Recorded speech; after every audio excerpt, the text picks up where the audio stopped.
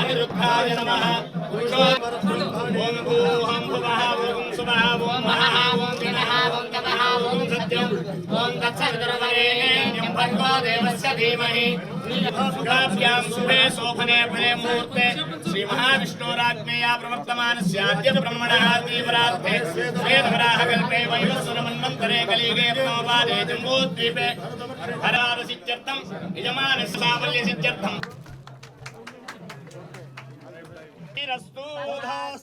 राष्ट्राभिवृद्धिरस्तु सुदिनं तदेव ताराबलं चन्द्रबलं तदेव ध्रुवन्ते राजा वर्णा ध्रुवन्देव बृहस्पतिः ध्रुवन्त इन्द्रश्चाग्निश्च राष्ट्रं धारयता ध्रुवं ध्रुवेण हविषाभिसोमो मृषामसे अधो बलिहृतस्करतु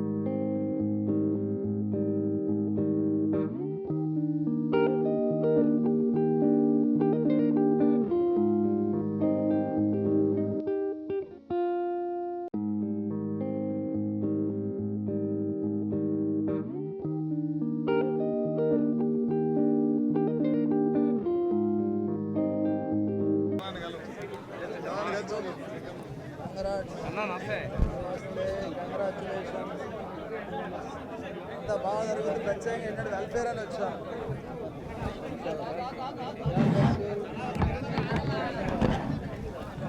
అండి ఈరోజు సచివాలయం 3వ బ్లాక్లో సాంఘిక సంక్షేమ శాఖ మరియు డిజేబుల్డ్ గ్రామ వార్డు సచివాలయ శాఖ మంత్రులుగా బాధ్యతలు తీసుకుని వచ్చుకోవడం చాలా సంతోషంగా ఉంది. మా ముఖ్యమంత్రి వర్యులు శ్రీ నారా చంద్రబాబు నాయుడు గారు నా మీద ఉంచినటువంటి బాధ్యతల్ని సమర్థవంతంగా నిర్వహించి ఏదైతే నా శాఖలో చాలామందికి ప్రభుత్వం నుంచి అవసరాలు ఉన్నాయి, వీళ్ళన్నిటి కూడా సేవ చేసే విధంగా ప్రభుత్వం యొక్క స్టాండర్డ్స్ ప్రకారం వాళ్ళందరికీ కూడా అన్నీ అందించే విధంగా చర్యలు చేపడతామని చెప్పి తెలియజేసుకుంటూ ఈరోజు మొదటిగా 3 సంతకాలు సోషల్ వెల్ఫేర్ డిపార్ట్మెంట్లో, అదేవిధంగా డిజేబుల్డ్ డిపార్ట్మెంట్ నుంచి ఒకటి ఈరోజు నేను సిగ్నేచర్ చేయడం జరిగింది. ఒక ముఖ్య విషయం ఏంటంటే 2014-19 ముందు తెలుగుదేశం ప్రభుత్వంలో నారా చంద్రబాబు నాయుడు గారు ముఖ్యమంత్రిగా ఉన్నప్పుడు కొన్ని గురుకుల పాఠశాలలో అదనంగా సీట్లు ఇవ్వడం జరిగింది. గత ప్రభుత్వంలో జగన్మోహన్ రెడ్డి ముఖ్యమంత్రిగా ఉన్నప్పుడు ఈ గురుకుల పాఠశాలలో సీట్లు రద్దు చేశారు. ఇది రాష్ట్ర వ్యాప్తంగా సుమారు 1600 వరకు ఉన్నాయి. మన అధికారుల దగ్గర కూడా ఇంకా స్టాటిస్టిక్స్ కలెక్ట్ చేయాల్సిన అవసరం ఉంది. మా నియోజకవర్గంలోని సింగరాయకొండ డాక్టర్ బిఆర్ అంబేద్కర్ గురుకుల పాఠశాలలో 2020లో బైపీసీలో 40, ఎంపీసీలో 40, 80 సీట్లు రద్దు చేశారు. తిరిగి ఆ సీట్లను పునరుద్ధరిస్తూ ఈరోజు సంతకం పెట్టడం జరిగింది. అదేవిధంగా ప్రకాశం చంద్ర బాపట్ల జిల్లా పర్చూరు నియోజకవర్గంలోని నాగులపాలెం గురుకుల పాఠశాలలో పైలట్ ప్రాజెక్టు కింద విద్యార్థినులకి సోలార్ ప్రాజెక్టు ద్వారా వేడి నీళ్లు హాట్ వాటర్ అందించే విధంగా పైలట్ ప్రాజెక్ట్ని చేపడుతూ 15 లక్షల రూపాయలతోటి ప్రాజెక్ట్ని మంజూరు చేయడం జరిగింది. అదేవిధంగా నాగులపాలెంలోనే 9 లక్షల రూపాయలతోటి పాఠశాలకు సరఫరా చేసే కూరగాయలు, పండ్లు, గుడ్లు మరియు ఇతర సామాగ్రిని భద్రపరచుకోవడం కోసం ప్రత్యేకంగా కోల్డ్ స్టోరేజ్ రూమ్ను ఒకటి డిజైన్ చేయడం, ఇది కూడా పైలట్ ప్రాజెక్టు కింద 9 లక్షల రూపాయలతోటి పర్చూరు నియోజకవర్గంలోని నాగులపాలెంలో మంజూరు చేయడం జరిగింది. తర్వాత గత ప్రభుత్వంలో ఫీజు రియంబర్స్మెంట్ పథకం కింద మొత్తం నోడల్ ఏజెన్సీ అయినటువంటి సోషల్ వెల్ఫేర్ డిపార్ట్మెంట్ నుంచి ఈ ఎస్సీ ఎస్టీ బీసీ వీళ్ళందరూ కూడాను మైనార్టీలు కలిపి 25,505.56 కోట్ల రూపాయలని, ఎస్సీ విద్యార్థులకి 131.82 కోట్ల రూపాయలని గత ప్రభుత్వంలో బకాయిలు పెట్టడం జరిగింది. వీటన్నిటిని కూడా చెల్లించాల్సినటువంటి పరిస్థితులు ఉన్నాయి. ఆ రోజున ప్రభుత్వం దళితులకి, ఎస్సీలకి, బీసీలకి అన్నీ చేసాం, నవరాత్రులు అన్నారు. ఈరోజు వాస్తవాలు చూస్తుంటే వాళ్ళకి ఇవ్వాల్సినటువంటి ట్యూషన్ ఫీజులు 2,505.56 కోట్ల రూపాయలు ఉన్నాయి. సర్టిఫికేట్లు తీసుకోలేని పరిస్థితి. పాస్ అయినా కానీ ఈ రోజుకి ఇవ్వలేని పరిస్థితి, బకాయిలు చేయలేనుందా. ఆ పిల్లలు చాలా ఇబ్బందులు పడుతూ ఉన్నారు. ఇది మీకు తెలియజేస్తా ఉన్నాను. అదేవిధంగా వసతి నిర్వహణ రుసుము కింద ఎంటీఎఫ్ కింద మొత్తం 23-24 వరకు ఉన్నటువంటి బకాయిలు 895 కోట్ల రూపాయలు ఉన్నాయి.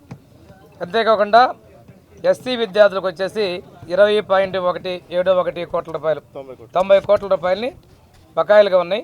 హాస్టల్స్ ఫీజులో 20.71 కోట్ల రూపాయలు పెండింగ్ ఉండడం జరిగినాయి. బడ్జెట్ విడుదల కోసం ఆర్థిక శాఖలో 62.3 కోట్లకి పెండింగ్లు ఉన్నాయని చెప్పేసి కూడా ఈ సందర్భంగా మీకు తెలియజేసుకుంటూ, గతంలో పేర్లు మార్చి ఈరోజు మళ్ళీ తిరిగి